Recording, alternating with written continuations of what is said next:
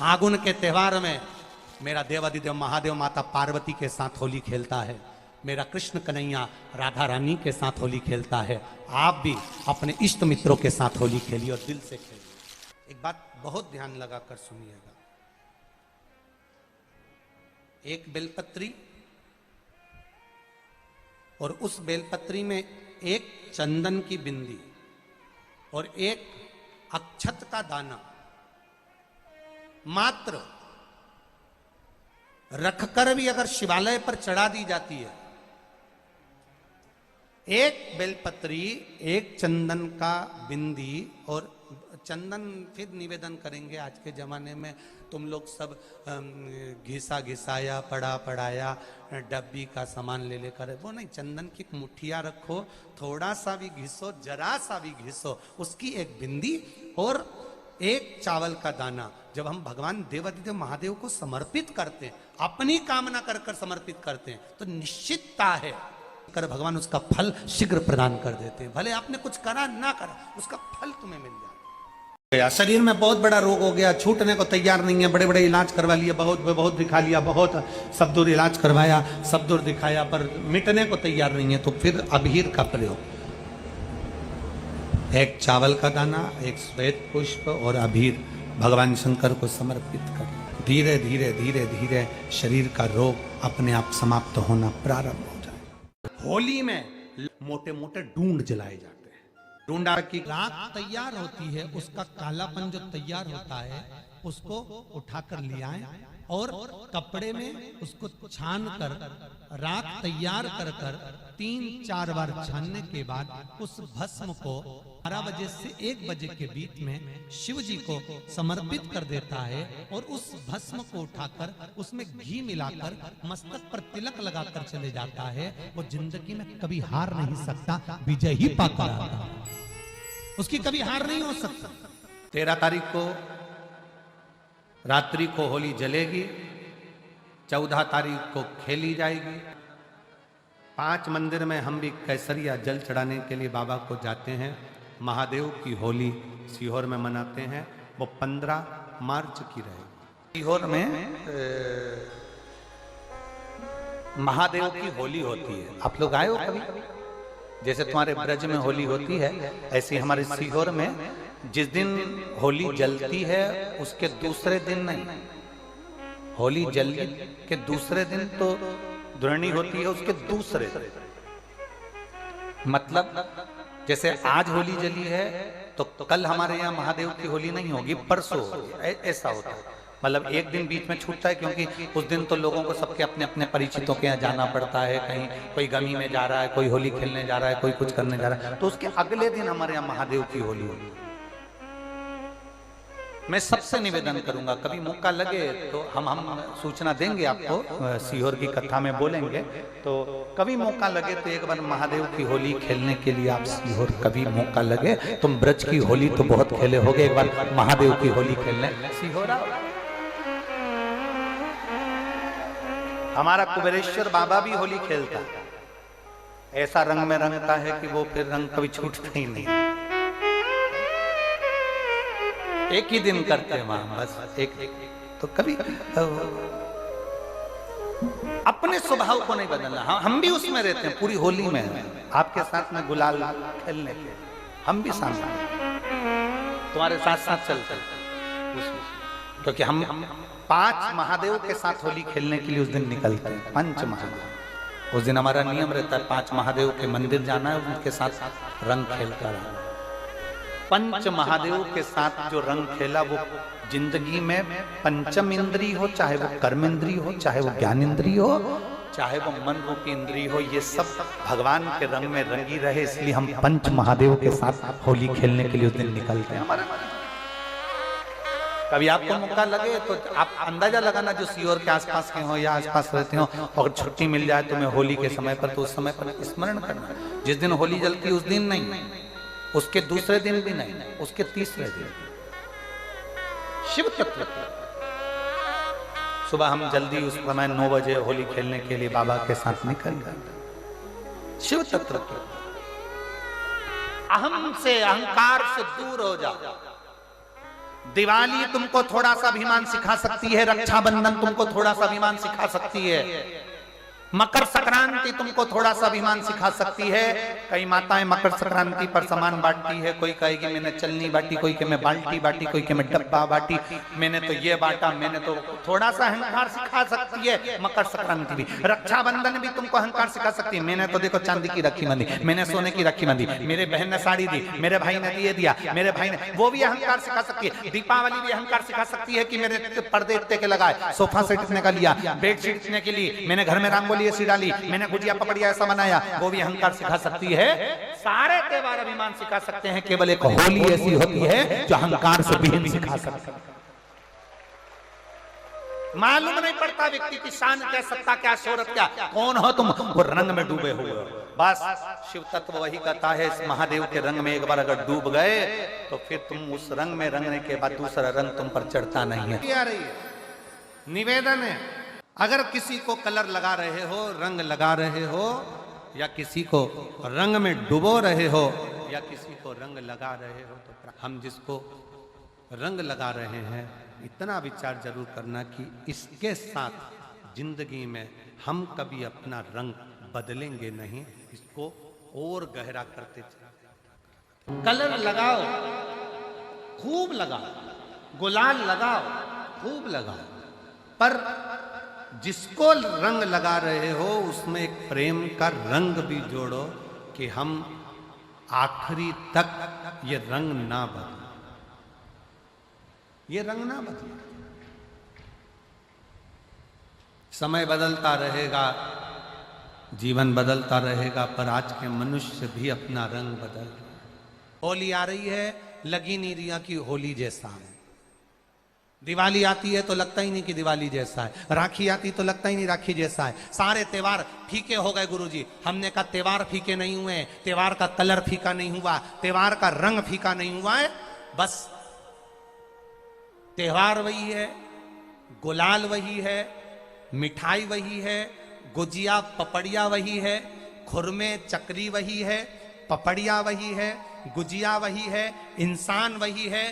बस बाजार में से जो रौनक समाप्त नहीं हुई है, रौनक आपके भीतर की समाप्त हो गई। आपके भीतर इतनी ईर्ष्या भराती गई, इतनी ईर्ष्या भराती गई, इतनी ईर्ष्या भराती गई कि वो ईर्ष्या के कारण, उस अहंकार के कारण, उस अहम के कारण तुम एक दूसरे से मिलना पसंद नहीं कर पाते। पहले के लोग कहते थे हमारे यहाँ जब होली होती थी इतने लोग आते थे, मिलने जाते थे, गुलाल लेकर जाते थे। आजकल तो कोई दिखता नहीं है। कारण केवल इतना सा है, तुम्हारा अहंकार, तुम्हारा ईगो, तुम्हारा अभिमान तुम्हें अपने घर से बाहर नहीं निकालता। तुम घर से बाहर नहीं निकलते अपने अहंकार के कारण, अपनी काया के कारण, अपनी अभिमतता के कारण आप दूसरे से मिलना पसंद नहीं करते। जरा सा कोई ने कलर लगाया तुम्हें क्रोध आ गया, जरा सा किसी ने गुलाल लगाया तुम्हें गुस्सा आ गया, जरा सा कोई आया भाभी जी भैया जी करके गुलाल लगा गया, तुम न न न न न न न न न न,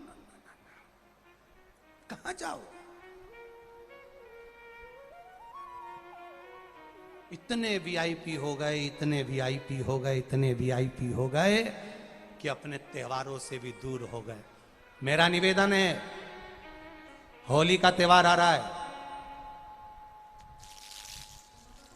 उस फागुन के त्योहार में मेरा देवाधिदेव महादेव माता पार्वती के साथ होली खेलता है, मेरा कृष्ण कन्हैया राधा रानी के साथ होली खेलता है।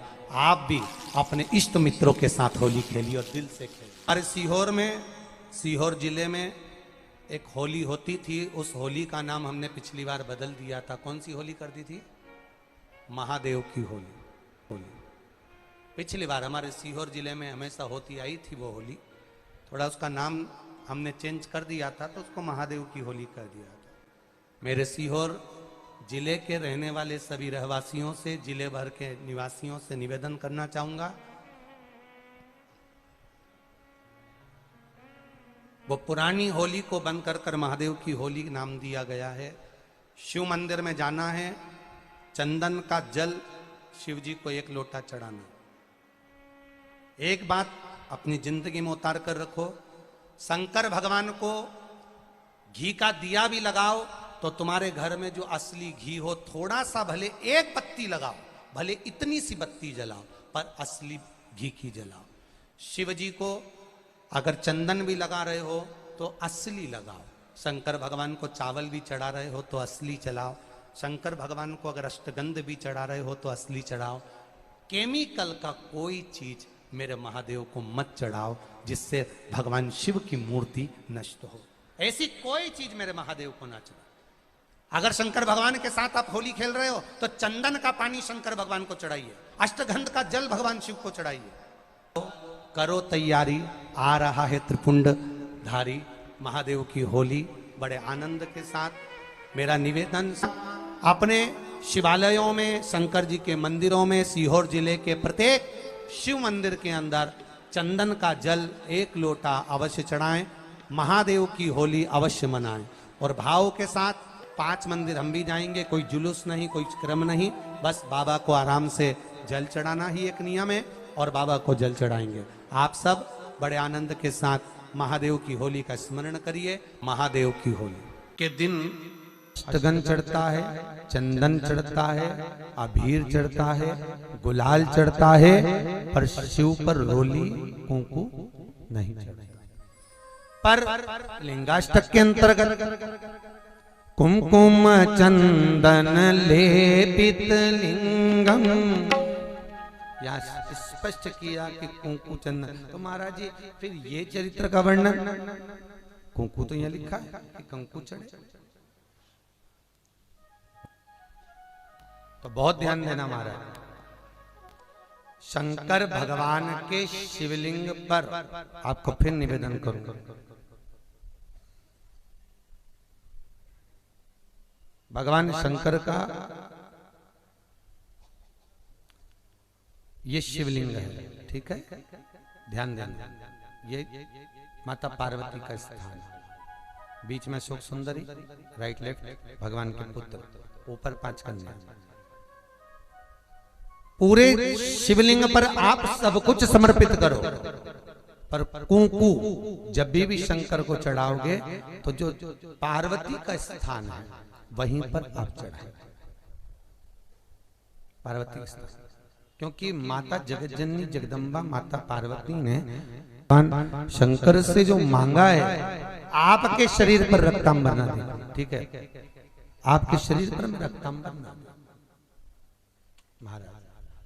क्योंकि कोई भी पत्नी अपने पति को कभी रक्त में सना हुआ नहीं देखना चाहिए। महादेव की होली के दिन बेलपत्री की जड़ के नीचे जाकर प्रयास करा करो कि लाल चंदन का जल, लाल चंदन को घिसकर कलश में उस चंदन को डालकर जल भरकर उसको बेलपत्री की जड़ के नीचे सींचन करने का प्रयास करा करो। है कि धीरे धीरे कर कर वो दुख समाप्त होगा, वो दुख हटेगा ही। एक बहुत ध्यान देने वाली बात है कि अगर मान लो कि कहीं पैसा अटक गया है, नहीं आ रहा है, बहुत अथक प्रयास कर लिया, चंदन का जो जल होता है ये व्यक्ति के जीवन में जो धन कहीं रुक गया, अटक गया, नहीं दे रहा, बेलपत्री के वृक्ष के नीचे, जड़ के नीचे सींचन करने से वो प्राप्त होता है। अथर्ववेद में वर्णन किया गया कि पीपल के वृक्ष की जो जड़ होती है, बेलपत्री के वृक्ष की जो जड़ होती है और आंवले के वृक्ष की जो जड़ होती है, इसके नीचे स्वर्ग का निवास होता है। किसका निवास है? स्वर्ग का निवास। जहां पर ये वृक्ष होता है और उस वृक्ष के नीचे बैठकर हम जब किस जल का सींचन कर रहे हैं, जैसे अभी आपको कहा था कि जल में अगर लाल चंदन मिला हो और आप बेलपत्री के जड़ में सींचन कर रहे हैं तो लक्ष्मी की आवक बढ़ेगी। कहीं पैसा अपना अटक गया, नहीं आ रहा, आएगा। पीपल की जड़ में इत्र का जल, पीपल की जो जड़ होती है उसमें इत्र का पानी, थोड़ा सा जल, उसमें थोड़ा सा इत्र का भाग हो महाराज, और आप भगवान पीपल देव, पिपलेश्वर महादेव का स्मरण कर कर पीपल की जड़ में अगर जल चढ़ा रहे हैं और मान लो शरीर में कोई कष्ट हो गया है, शरीर में कोई रोग हो गया है, कोई मालूम पड़े ये हाथ 4 दिन से दुख रहा है या 4 दिन से ये नस दब गई है या ये कमर दब रही है, तो आप 2-4 दिन कर देखो। कलश के अंदर जल, जल में इत्र का थोड़ा सा भाग, पीपल की जड़ के नीचे आप उसका सिंचन करिए पिपलेश्वर महादेव के नाम से। उस जल को थोड़ा सा भाग लेकर आ जाओ उसी में से जो चढ़ाया है, और उस स्थान पर जहां कष्ट है उसको लगाना प्रारंभ करिए। 2 दिन 3 दिन कर देखो। प्रैक्टिकल करने में क्या जाता है, सीवर वाला महाराज झूठ बोल रहा हो तो। कभी कभी अगर ऐसा लगे जीवन में कि दुख बहुत ज्यादा आ गया है, बहुत तकलीफ आ गई है, तो लाल चंदन को घिसकर उस लाल चंदन का लेपन भगवान शंकर पर कर कर फिर पानी चढ़ाओ। अगर कोई संकट भारी है और निकट रहा, जैसे किसी नारी का गर्भ नहीं ठहर रहा, 15 साल हो गए, 20 साल हो गए, 25 साल, जैसे इसने लिखा एक माता ने कि 18 साल की बेटी हो गई थी पर संतान में पुत्र नहीं, तो उसने भाव से कथा सुनी। ऐसे आपके भीतर अगर 20 साल हो गए, 25 साल हो गए, 30 साल हो गए, संतान का सुख ही नहीं है, लाल चंदन का लेपन बाबा भोलेनाथ पर करना प्रारंभ करो। पीठिका पर लाल चंदन का लेपन करना प्रारंभ करो। लाल चंदन से बाबा का श्रृंगार करना प्रारंभ करो। एक बेलपत्री पर लाल चंदन, दोनों पत्ती नीचे वाली, जो नीचे की जो 2 पत्ती होती है इस पे लाल चंदन, और बीच वाली पत्ती पर पीला चंदन लगाकर बाबा के शिवलिंग को समर्पित करिए। बाबा से प्रार्थना करिए, रोज प्रार्थना करो। परंतु एक बात का स्मरण रहे, 25 साल हो गए, 20 साल हो गए, 30 साल हो गए, संतान नहीं, तो पहले जल से अभिषेक कराना, अभिषेक कराकर उस जल का आचमन करने के बाद हाथ को खासा करना, धोना, उसके बाद में फिर वापिस बाबा का स्नान कराओ, फिर चंदन का लेपन कराओ, फिर 1 लोटा जल चढ़ाकर बाबा का स्नान कराओ। बाबा का बड़ा सुंदर भाव से लाल चंदन से जो अभिषेक करता है, बाबा को लेपन कर कर फिर जल चढ़ समर्पित करता है, निश्चित है उसकी गोदी मेरा देव अधिदेव महादेव जरूर भरता है। ये निश्चितता है। हम तो बेटियों से भी कहते हैं, जिसका विवाह नहीं हो रहा हो, 25 साल, 30 साल, 27 साल, 28 साल, 32 साल, 40 साल हो गए हो, नहीं हो रहा हो बेटा बेटी का विवाह, उसे लाल चंदन का प्रयोग अशोक सुंदरी वाली जगह पर 7 बिंदी लाल चंदन की लगाकर 7 बेलपत्र 7 बिंदी पर रखिए, और महाराज अपनी कामना कर कर भगवान से आइए, बाबा देगा, करेगा। 3-4 महीने में विवाह पक्का करेगा। ये लाल चंदन की महत्वता है शिव तत्व। रोग बढ़ गया, बेलपत्री के वृक्ष के नीचे दीप लगाना प्रारंभ करो। बाबा से विनती कर कर घी का दिया लगाइए बेलपत्र वृक्ष के नीचे, बाबा से निवेदन करिए, रोग निवारण होगा। एक लाल चंदन होता है, एक पीला चंदन होता है, 2 तरह का चंदन होता है। जैसे अगर हफ्ते में एक बार, कितने समय में, जम के बोलो जरा, हफ्ते में एक बार प्रयास करा करो कि लाल चंदन का पानी हम शिव जी को समर्पित करें।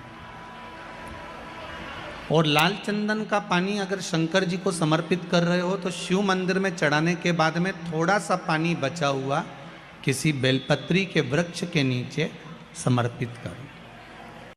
किसी भी बेलपत्र के वृक्ष के नीचे लाल चंदन का पानी थोड़ा समर्पित करें। जैसे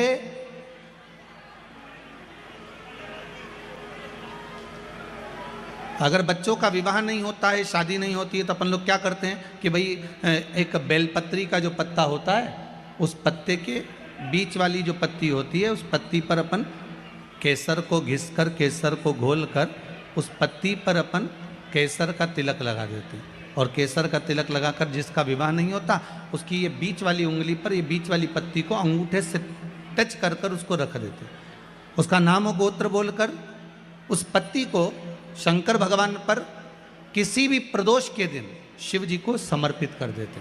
बस इतना याद रखें कि इस पत्ती का जो मुख है वो जलाधारी की ओर होना चाहिए। जब हम चढ़ाएं उस समय पर केसर का तिलक लगाकर अंगूठे से उसको टच कर कर नाम गोत्र बोलकर, जिसका विवाह नहीं हो रहा है, शादी नहीं हो रही है, शिव जी को उसे चढ़ा दो किसी भी प्रदोष के।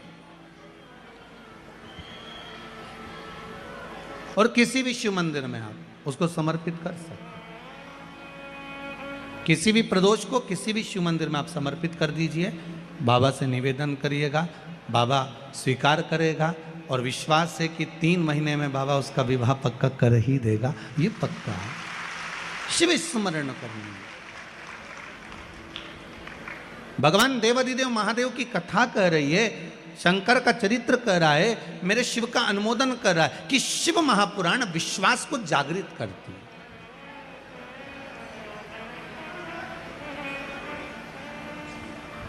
शिव महापुराण विश्वास को जागृत करने का कार्य करते हैं। और जब विश्वास की जागृतता हो, जैसे